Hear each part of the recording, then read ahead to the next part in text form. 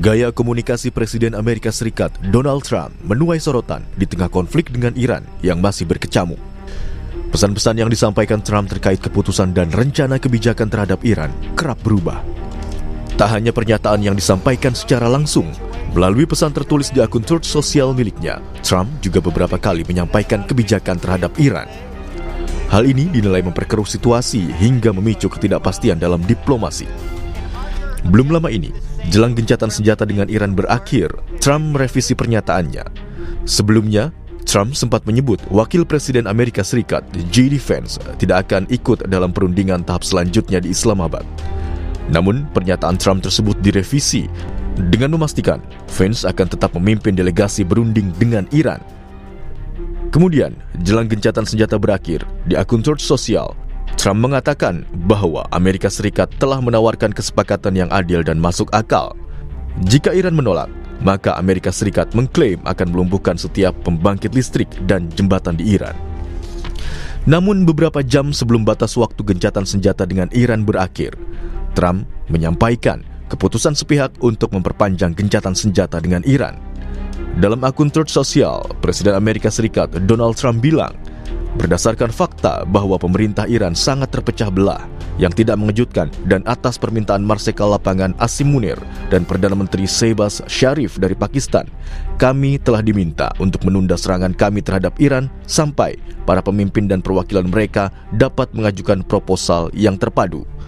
Oleh karena itu, saya telah mengerahkan militer kita untuk melanjutkan blokade dan dalam segala hal lainnya tetap siap dan mampu. Oleh karena itu, akan memperpanjang gencatan senjata sampai proposal mereka diajukan dan diskusi diselesaikan. Yang terbaru, media Israel menyebut Amerika Serikat akan mengakhiri gencatan senjata dengan Iran hari Minggu pekan ini. Pengamat Timur Tengah Faisal Assegaf menilai kesepakatan yang disampaikan Trump seringkali tak sesuai dengan tindakan yang dilakukan Amerika Serikat. Faisal Assegaf menduga gencatan senjata yang dilakukan Amerika Serikat adalah strategi untuk mempersiapkan serangan selanjutnya. Di satu sisi, retorika yang disampaikan Trump tidak sesuai dengan kenyataan dan juga berlawanan dengan tindakan yang mereka lakukan ketika Trump minta berunding ingin mencapai gencatan senjata segera dengan Iran, tapi di sisi lain ternyata dari laporan termasuk bocoran dari Israel, ya ternyata Amerika bersama Israel sedang mempersiapkan serangan kembali dan terutama ditargetkan terhadap para pemimpin baik sipil maupun militer Iran. Jadi Amerika berusaha seolah-olah bahwa mereka memang sedang melakukan gencatan senjata dan ini memang secara sepihak Trump memperpanjang gencatan senjata tanpa batas waktu, tapi di sisi lain yaitu seperti bocoran Israel maupun laporan CNN ternyata sedang mempersiapkan serangan tiba-tiba. Pernyataan Trump terkait keputusan dan rencana kebijakan terhadap Iran yang seringkali berubah memicu ketidakpastian dalam diplomasi. Apakah benar ini strategi Trump untuk mempersiapkan serangan yang lebih besar? Atau pertanda Amerika Serikat kewalahan menghadapi Iran?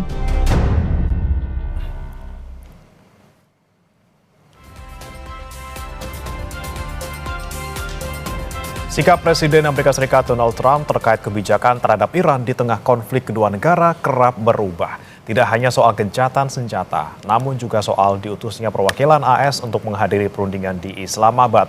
Apakah ini berpengaruh dengan upaya diplomasi ataukah menjadi bagian strategi Amerika Serikat menyiapkan serangan selanjutnya? Kita akan bahas bersama dengan Ali Munhanif, Guru Besar Politik Timur Tengah UIN Jakarta dan pengamat militer Center for Intermestic and Diplomatic Engagement atau SIDE, Anton Aliabas. Selamat pagi Prof. Ali dan Mas Anton. Selamat pagi Mas Brona dan selamat pagi para pemirsa Kompas TV di seluruh tanah air. Baik, saya ke Prof. Ali terlebih dahulu. Prof. Ali, dari mulai tanggal 28 Februari sampai sekarang kita perhatikan pernyataan dari Trump ini selalu berubah-ubah. Mungkin sudah menjadi perhatian umum juga gitu. Apa yang disebutkan Trump ini seperti mencela-mencele. Kalau Anda melihatnya mungkin akhir-akhir ini gitu, Prof, apakah kemudian pernyataan Trump yang mencela-mencele ini adalah bentuk kewalahan menghadapi Iran atau justru memang ini strategi bikin bingung lawan gitu? Yang jelas tentu saja semua orang menilai bahwa ini gaya kepemimpinan Trump ya. Jadi tidak mau ditebak lebih dulu, lalu kemudian gampang sekali meremehkan orang, orang bertanya pun kadang-kadang dibalikkan dengan pertanyaan yang tadi mencela-mencela dan sebagainya. Tapi satu hal yang pasti adalah bahwa semakin terlihat bahwa perang Amerika Serikat plus Israel melawan Iran sebenarnya bukan suatu perang yang dilandasi pada satu entah ideologi tertentu, motif dengan parameter tertentu, sehingga bagi Trump sendiri sulit untuk bisa mengukur bagaimana parameter untuk memenangkan perang tadi itu selalu berubah. Contohnya pada awalnya tentu saja adalah masalah pengayaan uranium Iran dalam program nuklirnya untuk perdamaian. Lalu kemudian setelah itu berubah lagi regime change, tapi setelah regime change gagal juga, lalu berubah lagi dan seterusnya. Nah, gaya kepemimpinan Trump distrukturkan oleh ketidakmampuan Amerika sendiri mendefinisikan apa sebenarnya tujuan perang ini sampai berlarut-larut semacam ini. Yang kedua tentu saja adalah bahwa bagi kita semua, Trump tampaknya ingin mendominasi dalam proses-proses negosiasi, sehingga dengan latar belakang pengusaha ya, dia mungkin mau menampilkan diri sebagai bahwa semua bisa diatur dengan bisnis dan dagang. Dalam konteks itulah lalu kemudian semua sikapnya pada Iran seringkali tidak fokus. Yang kedua tentu saja adalah berubah kanan kiri untuk bisa mendorong Iran betul-betul terpojok dalam proses negosiasi tadi itu.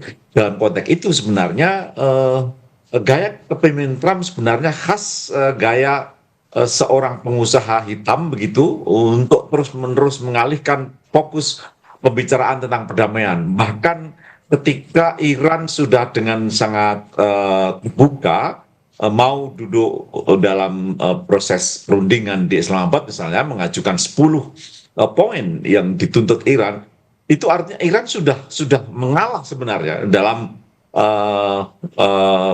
kemenangan yang sekarang ini secara sementara diperoleh oleh Iran. Tapi Trump tetap saja mengubah sana-sini, sehingga yang terjadi adalah bahwa sulitnya kita mengukur apa sebenarnya tujuan perang ini bagi Amerika maupun bagi Israel. Kalau Israel jelas bahwa semuanya sangat dia mainkan ya, bisa dia mainkan sebagai kartu liar untuk menekan Iran yang terus-menerus tidak setuju dengan semacam ancaman eksistensial threat dari keberadaan Israel di Timur Tengah. Tetapi pada Amerika, Trump adalah satu sosok presiden yang tampaknya ingin mengarahkan jalannya perundingan, tapi tidak punya ukuran yang tegas apa sebenarnya yang ingin dicapai dalam perang ini.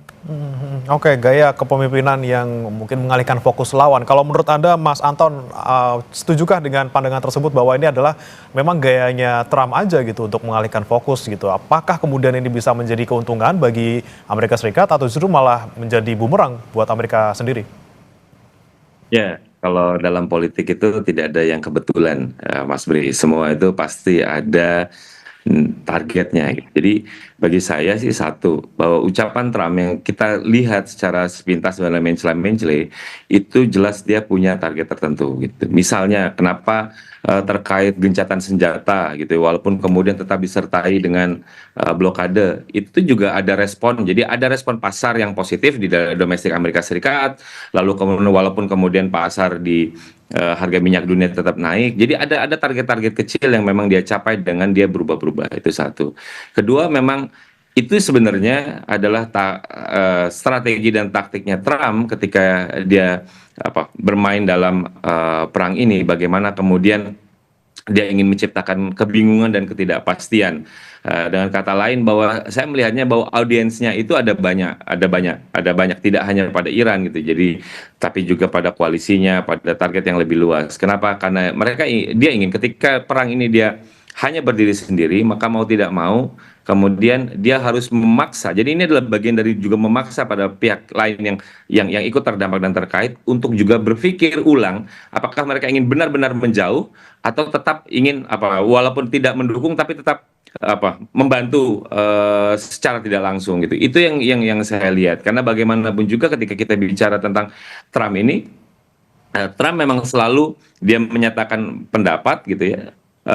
Terkadang terukur, terkadang tidak terukur. Tapi memang kita harus lihat lagi kembali dengan apa yang dia lakukan. Jadi harus ada kombinasi antara perkataan dengan kebijakannya. Itu yang kemudian yang harus kita perhatikan ketika perkataan dan kebijakan itu secara berkesinambungan misalnya itu berjalan beriringan. Artinya itu yang harus kita perhatikan gitu. Dalam hal ini misalnya apakah dia ingin mundur terkait blokade gitu. Itu kan antara dia ucapan dia tadi yang dibilang di medsos dan apa yang dilakukan di lapangan itu kan berjalan beriringan. Artinya apa? Artinya ya memang itu adalah kebijakan yang serius dilakukan. Tapi untuk yang lain itu jangan-jangan memang pesannya tidak hanya dibagikan kepada Iran, tapi pesannya adalah bagian pada yang lain-lain. Itulah kenapa misalnya Spanyol gitu. Jadi Spanyol yang selalu pengkritik keras dari awal Spanyol dia tidak mengizinkan misalnya ruang udaranya dilintasi oleh pesawat Iran dan belakangan ini ada pesawat-pesawat Amerika Serikat yang tetap juga melintasi Spanyol gitu. Lantas apa? Jadi dengan kata lain, jangan-jangan gitu. Jadi itu adalah bagian dari alat negosiasinya Trump dengan berbagai pihak. Kenapa kemudian dia terlihat kemudian ada ucapan-ucapan yang terkadang tidak konsisten satu sama lain. Kadang-kadang dia menebar ancaman dan lain. Dan itu sebenarnya saya melihatnya adalah itu menjadi pattern. Jadi kalau menjadi pattern itu adalah memang gayanya gitu. Jadi gaya dan strateginya yang diterapkan oleh Trump dalam peperangan ini, Mas Play. Oke, yang kita perhatikan ya itu tadi kesesuaian antara omongan yang mana dengan kebijakan yang apa. Jika sesuai berarti memang itulah maksud dia. Tapi saya mau ke Prof. Ali lagi. Prof, kalau tadi misalnya Pak Anton bilang bahwa banyak audiens yang harus dipuaskan oleh Trump dalam tanda kutip. Misalnya untuk pernyataan A ini untuk memuaskan pendukungnya atau mungkin menjaga muka dia di mata global. Tapi di sisi lain juga pernyataan yang B ini adalah untuk menjaga pasar di dalam negeri misalnya agar tetap stabil. Kemudian jika pernyataan tidak konsisten ini terus berulang gitu Pak Prof. Ali, apakah ini tidak kemudian merugikan posisi Amerika Serikat dalam diplomasi misalnya? Dalam konteks posisinya dengan Iran tentu saja tidak ada yang dirugikan, mengingat bahwa posisi superpower katakanlah dengan kekuatan militernya yang dia miliki, Trump bisa melakukan semacam ancaman apa saja, membuat ukuran-ukuran dalam proses negosiasi apa saja termasuk mengambil kebijakan. Tapi apa yang harus kita perhatikan adalah bahwa Iran makin lama semakin kehilangan trust. Semakin susah untuk membangun suatu level kepercayaan pada Amerika dengan berbagai manuver yang dijalankan oleh Trump itu semakin lama semakin memperpanjang krisis dan suasana ketidakpastian antara Iran dan Amerika tadi itu. Disitulah kita bisa menangkap mengapa misalnya Trump jarang sekali merespon tuntutan-tuntutan yang diinginkan Iran. Sama sekali tidak direspon, padahal itu basic atau katakanlah menjadi semacam landasan bagaimana kalau perundingan terjadi, tapi tuntutan tadi itu dan syarat tadi itu tidak dipenuhi oleh Trump. Pada tingkat itu sebenarnya kita harus menyesalkan, menyayangkan bahwa tingkat ketidakpercayaan Iran pada Amerika semakin lama semakin tinggi dan kita lihat misalnya banyak sekali komentar-komentar dari pihak Iran untuk terus-menerus menekan bahwa program nuklir tetap berjalan, lalu kemudian tidak ada gencatan senjata kecuali apa yang diinginkan Iran. Iran dalam hal ini sebenarnya tidak mengancam, sama sekali tidak ada ancaman-ancaman yang diberikan pada Amerika, tetapi sifatnya responsif, yakni kenyataan bahwa kalau Amerika menyerang kita, kita juga akan membalas menyerangnya. Di tingkat itu sebenarnya satu hal yang harus dicapai dalam upaya mendorong perundingan terjadi di Islamabad yang tahap kedua ini adalah beri Iran satu level kepercayaan yang memungkinkan mereka untuk bisa memegang apa yang dilakukan oleh Trump betul-betul bisa dicermati, bisa direspon, dan bisa dianalisis dalam proses penurunan yang saya kira akan memakan waktu lama. Pada tingkat itu sebenarnya Trump sepertinya memberi ruang pada Israel untuk menjadi semacam free rider, ya, semacam penunggang bebas dia. setiap kali ada perundingan, Israel mainkan penyerangan terhadap Hizbullah Lebanon, lalu kemudian yang terakhir di Gaza, menembak iring-iringan pemakaman jenazah dan sebagainya, yang semuanya menjadikan orang tidak lagi percaya baik Trump maupun Israel. Apakah betul gencatan senjata yang kita lewati ini betul-betul dalam fase kita mempersiapkan perundingan? Nah, misalnya Trump sekarang memberi deadline bahwa minggu ini berhasil atau tidak berhasil, kita akan tetap Amerika akan tetap melakukan suatu tindakan yang terus akan menekan Iran untuk maju ke meja perundingan. Tetapi kan kita tidak bisa dengan retorika Trump semacam itu membuat kita, Iran, katakanlah begitu, percaya bahwa langkah-langkah untuk menuju perundingan itu betul-betul didasarkan pada satu tahapan-tahapan yang terukur, tahapan yang bisa betul dicermati apa yang kira-kira akan direspon oleh Iran, Amerika maupun Israel dan Hezbollah misalnya saja, untuk mendorong perang ini harus diakhiri secepatnya. Hampir semua pihak, Iran dan Amerika sebenarnya juga menginginkan perang ini selesai sebenarnya. Tetapi mereka juga ingin mengklaim bahwa peperangan ini dimenangkan oleh masing-masing pihak. Dan itu penting bagi Iran di dalam negeri maupun bagi Trump di luar negeri. Jadi di situ pesan yang ingin disampaikan Trump tampaknya bahwa dia tidak ingin didikte dalam perundingan-perundingan yang akan dilakukan di Islamabad mendatang ini, dengan retorika yang sangat absurd gitu, memainkan kata-kata dan kalimat dengan cara-cara yang sangat menekan, menyerang dan seterusnya. Saya percaya bahwa niat baik Amerika masih terus-menerus diuji oleh Iran dan juga sejumlah negara yang menjadi mediator dalam proses perundingan itu, sehingga sampai saat ini kita pun tidak bisa memastikan apakah gencatan senjata masih berlaku, apakah perundingan betul-betul akan dilakukan, karena parameternya yang belum diterima kedua masing dan semuanya mengklaim bahwa mereka lah pemenang dalam peperangan ini. Oke, ini dia yang nggak jelas gitu ya soal gencatan senjata ini sampai kapan, karena Amerika Serikat juga bilang ke Israel bahwa gencatan akan berakhir di hari Minggu, padahal sebelumnya juga Amerika Serikat atau Trump ini bilang bahwa tanpa batas waktu. Saya ke Mas Anton. Mas Anton, ini soal kepercayaan tadi disoroti oleh Prof. Ali. Seperti apa kemudian diplomasi ke depannya, kemungkinan antara Amerika Serikat dan juga Iran ini bertemu lagi semakin jauh dong berarti ya, karena tidak ada kepercayaan juga dari Iran ke Amerika Serikat. Satu, Mas, update-nya adalah Menlu Iran itu Araghchi saat ini sedang ada di Islamabad dan bertemu dengan pemimpin senior dari pejabat-pejabat senior dari Pakistan, berbicara tentang banyak hal termasuk juga potensi perdamaian, walaupun juga mereka menyatakan mereka tidak ingin untuk bernegosiasi dengan Amerika Serikat. Itu satu. Dan juga walaupun juga ini baru Menlu dan ketua parlemen Ali Bauf masih belum mendapat kabar apakah dia akan datang atau tidak. Sementara misalnya tim perunding dari Amerika Serikat memang akhir pekan ini juga akan datang ke Islamabad. Meskipun misalnya Wapres JD Vance yang masih belum jelas karena masih menunggu apakah misalnya nanti ketua parlemen Iran akan jadi datang atau tidak, karena kalau misalnya jadi datang maka memang JD Vance juga akan datang gitu. Jadi harapannya itu gitu. Jadi bahwa jadi secara niat baik untuk berdamai sebenarnya para pihak itu ada gitu.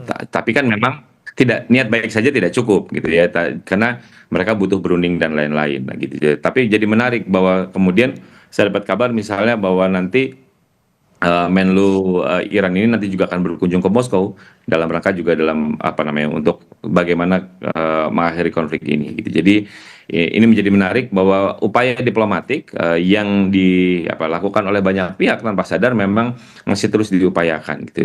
Toh itu kemudian menjadikan Menlu Iran mau datang ke Islamabad gitu. Itu jadi tapi lagi-lagi ya Mas, karena memang ketika cerita tentang Hormuz ini yang paling rumit gitu. Karena apa?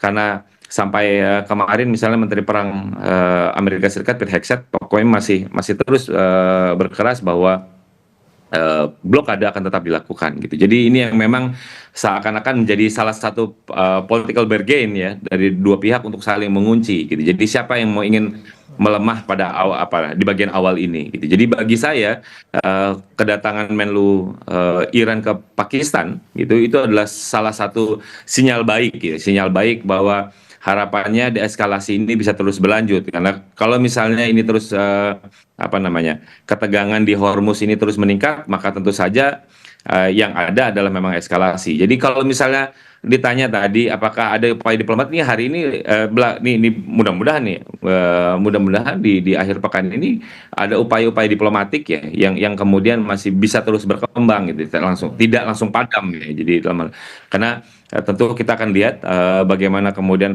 hasil percakapan antara Menlu Iran dengan pejabat senior dari Pakistan karena memang kan negosiasi yang berlangsung kan memang tidak secara direct ya, tidak secara tatap muka, secara langsung, tapi kan memang ada messenger aja, ada peran messenger yang dilakukan oleh Pakistan. Jadi saya menduga percakapan ini juga untuk menyampaikan bagaimana posisi Iran terakhir terkait perundingan ini. Nah ini yang kita masih menunggu apakah ada secercah kabar gembira gitu ya, kabar gembira di balik ada banyak pihak yang mencoba mengupayakan deeskalasi dari perang Iran dan Amerika Serikat, Mas Bre. Kita percaya memang pasti ada negosiasi ataupun diplomasi di belakang gitu ya Mas Anton terkait dengan dua negara ini, Amerika Serikat dan juga Iran. Tapi saya mau ke Prof. Ali, ini selalu ketika sudah ada komunikasi di belakang yang mungkin sudah berjalan, ada progresnya seperti itu, kemudian pernyataan Trump bikin heboh lagi, pecah lagi, berlawanan lagi dengan apa yang kemudian dinegosiasikan di belakang. Nah, Prof. Ali, kalau Anda melihat ya, apa yang seharusnya dilakukan Amerika Serikat untuk gaya komunikasi Trump? Apakah memang gaya komunikasi ini harus dihentikan supaya diplomasi yang ada di belakang ini bisa berjalan dengan mulus atau seperti apa, Prof? Saya kira menghentikan gaya diplomasi atau katakanlah retorika yang dilakukan Trump, saya kira suatu hal yang tidak mungkin ya, bisa dibilang mustahil lah, karena itu bagian dari strategi untuk semacam cyber war dalam Iran atau kata klaim-klaim kemenangan dan mobilisasi yang terus-menerus akan dia lakukan. Tapi satu hal adalah bahwa sejauh kita menangkap pesan Donald Trump yang itu bisa dilihat ukurannya bahwa ini betul-betul merupakan kebijakan dan ini merupakan kayak bunga-bunga dalam kebijakan itu, saya kira itu sudah bagus. Disitulah sebenarnya kita harus memberi tidak membuka ruang bagi pihak manapun untuk semacam tadi yang saya sebutkan sebagai free rider gitu. Jadi Israel seringkali mendapat supan gitu untuk bisa melakukan dan menggagalkan perundingan atau katakanlah menggagalkan gencatan senjata sebelumnya atau bahkan bisa menjadikan eskalasi baru dengan gaya-gaya yang sangat militeristik. Disitulah sebenarnya Trump semestinya atau katakanlah pengambil kebijakan pertahanan di Pentagon maupun di Washington itu betul-betul menjaga perundingan tetap bisa berlangsung dan dengan parameter-parameter yang disepakati tadi itu dua belah pihak betul-betul maju ke perundingan. Apa yang disampaikan oleh Mas Anton sebenarnya sangat strategis, yakni soal Selat Hormuz saja.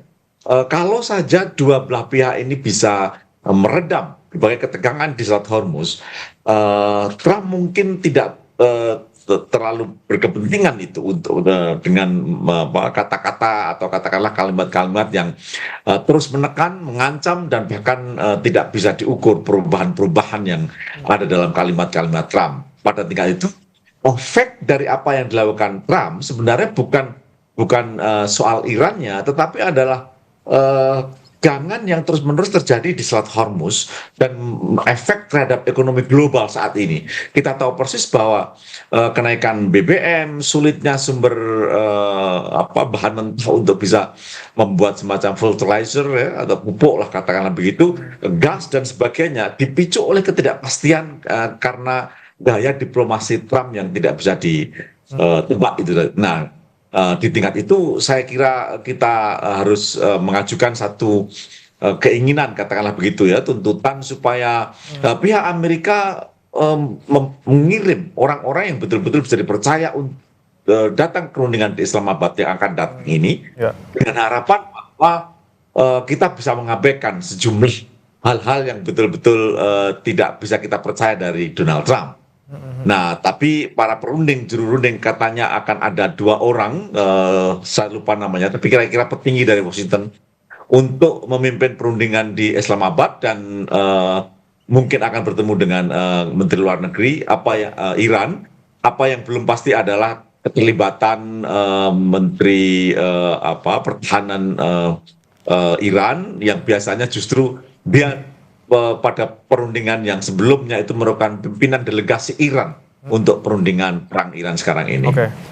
Oke, sebelum kita nanti lihat siapa yang dikirim, kita harapkan kedua pihak ini sepakat dulu lah untuk negosiasi gitu ya, untuk bertemu lagi di Islamabad. Kita nantikan siapa yang kuat-kuatan ini tahan-tahan dengan tekanan ekonomi, dan siapa yang masih kuat-kuatan juga untuk kekeh kemudian berbicara di muka publik dengan cara menekan. Siapa yang kuat antara keduanya, kita nantikan bersama-sama. Terima kasih Prof. Ali Muhanif, Guru Besar Politik Timur Tengah UIN Jakarta, dan juga Mas Anton Ali Abbas, pengamat militer SITE, sudah bergabung bersama kami di Sapa Indonesia Pagi. Selamat pagi. Selamat pagi, Mas Primana.